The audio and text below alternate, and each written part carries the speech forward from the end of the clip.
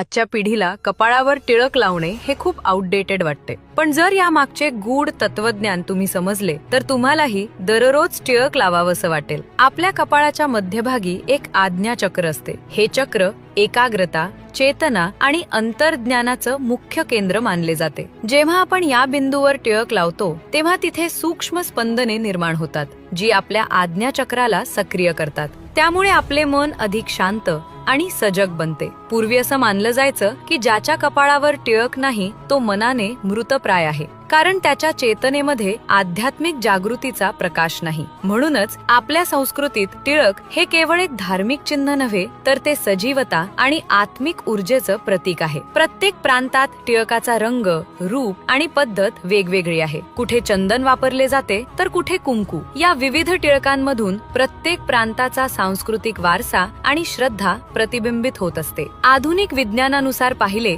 तर भुवयांच्या मधोमध अत्यंत संवेदनशील नसा असतात. जर आपण त्या ठिकाणी चंदन किंवा भस्म लावले तर आपल्या मेंदूची उष्णता कमी होते, तणाव घटतो आणि मानसिक स्थैर्य वाढतं. टिळकातील सुगंधामुळे सेरोटोनिनची पातळी वाढते, ज्यामुळे आपला मूड सुधारतो आणि शरीरात ताजेपणा जाणवतो. म्हणूनच टिळक हे केवळ परंपरेचं चिन्ह नाही, तर विज्ञान आणि अध्यात्म यांचा सुंदर संगम आहे, जो आपल्याला निर्मळ, संतुलित आणि प्रकाशमान ठेवतो.